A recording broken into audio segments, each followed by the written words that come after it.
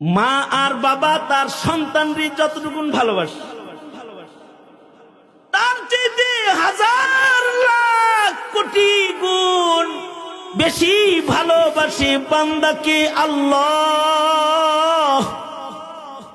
কোন বান্দার চোখ দিয়ে যদি পানি বের হইয়া যায়, কোন বান্দা যদি ভীত হয়ে যায়, পিছনের গুনার কল্পনা করে চক্ষু বন্ধটা করে শর্মিন্দা হয়ে যায়, আর যদি গোপনেও বলালায় আল্লাহ তোমার দুজকরে ভয় পাই, ওগো আল্লাহ তোমার শাস্তিকে আমি ডরাই, আল্লাহ তুমি আমারে মাফ করে দাও।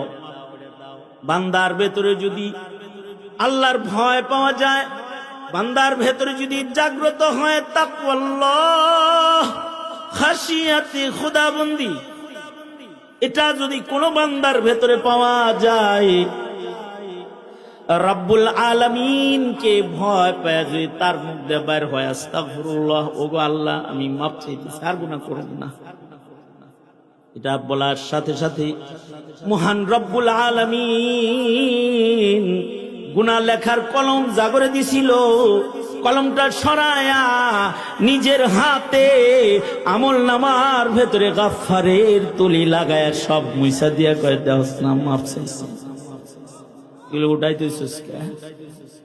সব গুনাহ মাফ করে দিলাম। শুধু মাফ করে তা না, উলাইকা ইউবাদদিলুল্লাহ, উলাইকা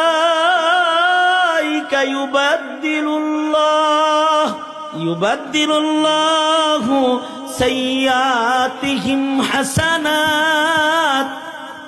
বান্দার জিন্দেগির গুনাহগুলোকে পাল্টায়া আল্লাহ তাআলা নেকি বানায়া পাশে জমা কইরা মাথায় রহমের হাত বুলায় কয় তওবা করছ, ভয় পাইছো তাই গুনাহ সরায়া কিন্তু নেকি জমা করে দিয়েছি। ইত্তাকুল্লাহ ইত্তাকুল্লাহ ইত্তাকুল্লাহ, আল্লাহকে ভয় করো। দুনিয়ার কত ভয় তোমার দিলে আছে বোঝা যায়, আল্লাহরে ডরো এটা বোঝা যায় না কেন? হ্যাঁ, মামলাকে ভয় পাও, পুলিশ দেখলে পালাও, বোঝা যায়। দেশের জনতা লাঠিরে ভয় পাও, দেশ থুইয়া ইন্ডিয়া যায় বয়ে থাও, বুঝা যায় লাঠিরে ডরাও। আল্লাহরে ভয় পাও এটা বোঝা যায় না কেন? বোঝা যায় না কেন? আল্লাহকে ভয় পাও এটাও বুঝাও। আল্লাহ ইত্তাকুল্লাহ, আল্লাহকে ভয় করো। আল্লাহর ভয়টা বুঝাইবো কেমনে? প্রসেস কি, পদ্ধতি কি, তরিকা কি? ভয় যে আছে দিলে এটা বুঝানোর তরিকা হলো গুনাহ ছেড়ে দাও।